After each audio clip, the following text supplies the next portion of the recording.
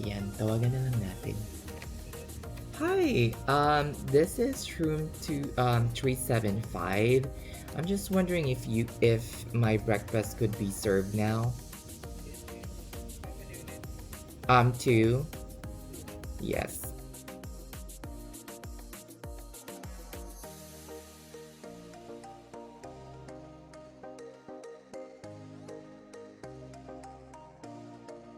Hello guys! Ayan, magte-10:24 na ngayon and lalabas lang ako. Siyempre, papalagpasin ko pa ba? Nandito na ako sa Saudi Arabia ngayon para tumikim ng albaik day. Siyempre, wala. Yun yung gusto kong kainin ngayon. Yun yung kinikrave ko. Every time na nandito ako sa Saudi Arabia or every time na napupunta ako sa Saudi Arabia, pakita ko yung 360 view ng aking room. Shalak! O diba? Malawak. Itong isang bed na to, para to sa friend ko. Tomorrow pa siya darating. O siya, sige na, dara na guys. Malapit lang dito ang Albai. Kung hindi ako nagkakamali, lakarin lang natin. 'Di ba? Huwag na tayong mag-over para naman makapaglakad-lakad tayo, 'di ba? Exercise na rin siya. Nakaka-workout lang, exercise na agad. Pak. Mga beshi, labas muna tayo para mag-Albai. Hanggang ano pa naman sila hanggang 2 AM pa naman sila. Kasi 2 AM, kasi nga Ramadan, iba yung work hours. Diba? Bongga. Bongga talaga ng hotel na to. Kaya guys, hindi ko talaga kakayanin na mag-dinner dito dahil napakamahal. Sayang yung pera ko. Kaya lalabas muna tayo. Labas tayo para imaginein mo, besh. Ako lang ata yung walang car dito. Naku, dahil saan kaya... Check ko muna yung map ko. Wait lang. Bisara ha. Free breakfast lang ako dito eh. Tara na guys.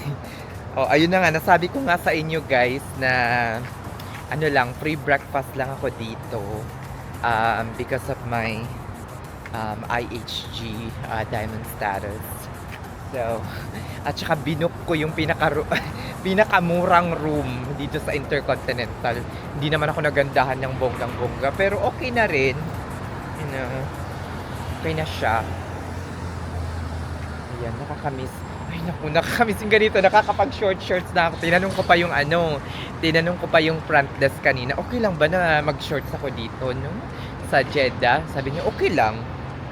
Okay lang. Pag naano ka, kapag na may humarang sa'yo, eh di sa kulungan yung bagsak mo. Char! Shalak. Punta lang tayo ng Albaik. Malapit lang naman eh. Lakad. Diba, narinig nyo? Turn left. Nano ko lang. Map lang, day. Yala. May malapit na McDonald's dito. Ang dumi naman ng ng paligid dito sa dinadaanan ko. Bisaraha. May malapit na McDonald's dito kaso ayoko ng McDonald's.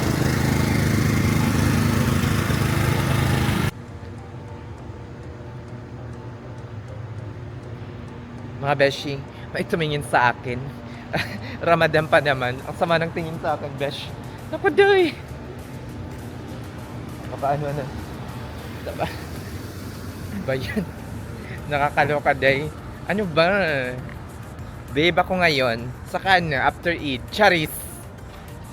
Bisaraha. Malayo pa ata yun. Malayo pa ba? Kakaloka, no? Dito ako sa post, guys, magse-stay. Kaso change ko sa Intercontinental. Ano ba itong mga pinagdadaanan ng map na to? Buisit. Parang nakakatakot, day. Beshi. Shalak. Mag-u-Uber na lang ako pabalik. Parang nakakatakot. Bisaraha. Pero anyway, nasa Saudi naman tayo eh. Char lang. Shalak, day. Day yung mga nag-aaway. Bisaraha. Ay, mag-u-Uber na talaga ako pabalik. Bisaraha. Tipid pa more. Malapit na tayo guys. Oh, pak. 600 meters na lang, day. Shalak. Sa layo ng nilakad natin, kakaloka. Bisaraha. Starbucks pa dito. Pero syempre, pinunta natin Albaik. Mas bilisan ko dahil. Mag-ano na. Mag-11 na.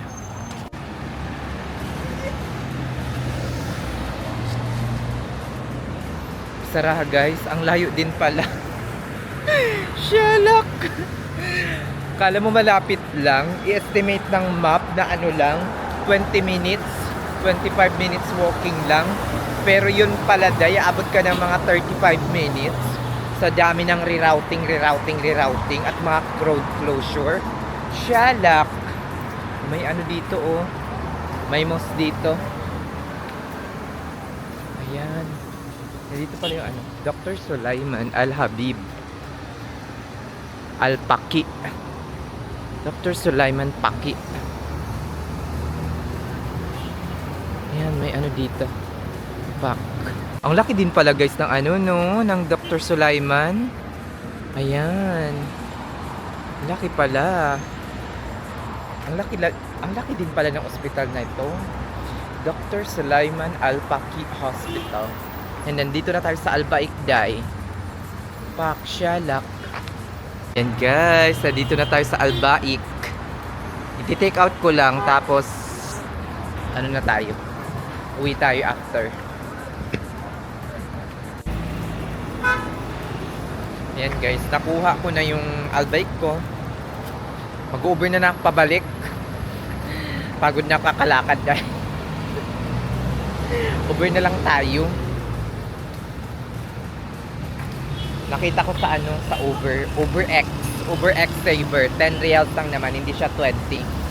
So okay na yan. Try na lang natin dito. Kaso matagal. Connecting with your driver. Matagal talaga pag ano, pag Uber X Saver. Ang daming tao kanina sa Albaik. Gusto ko pa sanang mag-order ng Albaik shawarma. Kaso, ay, wala na dahil. Ang daming tao. Nakapag-decide ako nung malapit nang matawag yung number ko or yung queue ko. Tapos kung babalik pa ako sa counter, edi another waiting time na naman ng mga 30 minutes. Sabi ko, wag na lang. Tagal ng Uber driver ko guys. Umupo muna ako dito sa ano, kalsada. Sa gilid pala ng kalsada, hindi naman sa kalsada. Umupo muna ako kasi ano, tagal pa eh. Mga 10 minutes pa yung dating kasi Uber X Saver ang inano ko eh. Ayan. Nga pala yung nabili kong Albaik ay ano, $38. Isang coleslaw, isang 10 pieces na chicken nuggets, $38. 38 reals. Isang 10 pieces na chicken nugget at saka isang ano, yung 4 pieces na chicken. Na tag 17 na pala ngayon. Dati tag 12 reals lang to. No? Dahil sa inflation. Nagmahal na talaga. Tagal naman ng ano, hindi lang tugwa. Hindi ko to aantayin. Shalak, Bisaraha talaga. Ayan, ang ganda ng weather ng ganito. Ganito lang yung gusto kong weather. Hindi masyadong malamig, hindi rin siya masyadong mainit. Sakto lang.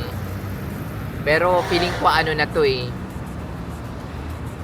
Iinit na to bandang summer. Sobra kasing mainit at magpapawis ka talaga dito kapag dito sa Jeddah kapag summer. Ayan, finally guys, after 4 months, makakatikim na naman ako ng Albaik. Parati ko tong nami-miss. Ay. Always. Kapag bumabalik ako dito, always ko tong binabalik-balikan. Itong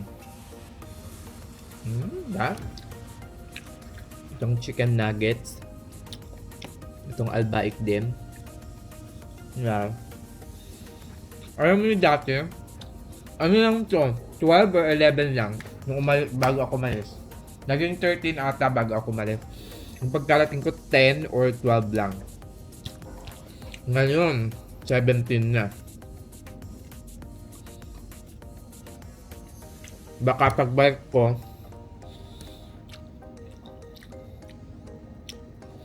19 or 20 na.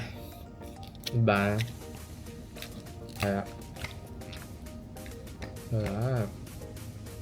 coleslaw. Ito talaga yung coleslaw. Kung ano na lang gamitin natin. Manis naman to. Hap.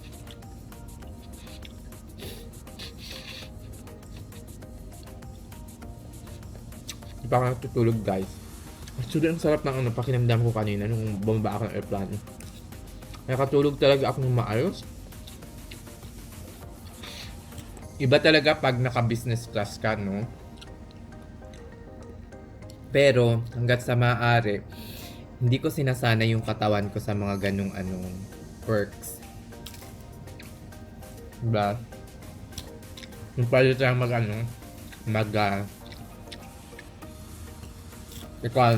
mag-economy talaga ako. Diba? Pero kung kagaya nun,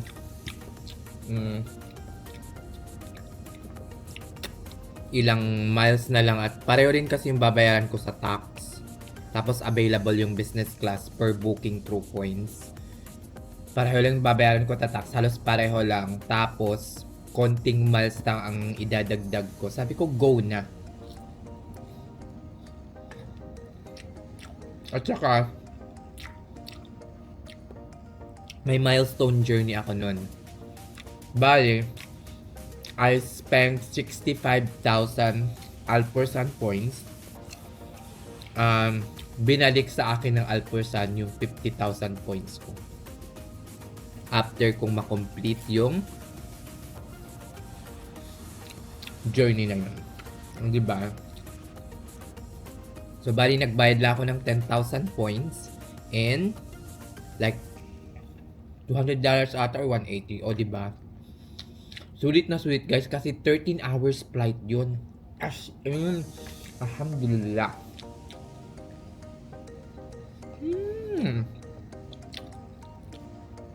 Ganun pa rin yung lasa, guys, ng albaik.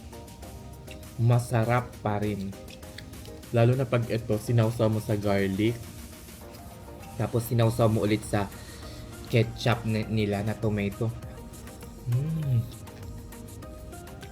Sobrang sarap. Of course, wag araw-arawin yung mga ganitong pagkain. Diba? Kasi madami itong anti-inflammatory agent. Yung nagkakos na hindi dun ito maganda sa katawan niyo. Pero paminsan-minsan, diba?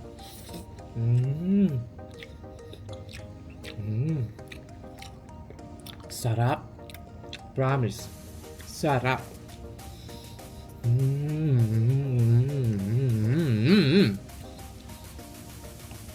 Heaven. Tapos sabayan mo pa ng puso. Oh my God. Halatang gutom na gutom. Nagutom sa kakalakad dahil. Grabe. Uy, grabe pala yung nangyari sa sa Thailand. Nakakaloka. Magtatainan pa naman kami this coming April.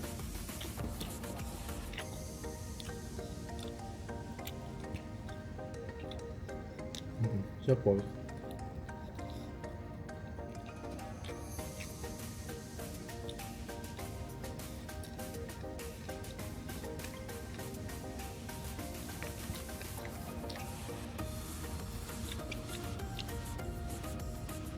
O siya, sige na mga beshi. Thank you so much sa palagi niyong panonood. See you tomorrow, guys.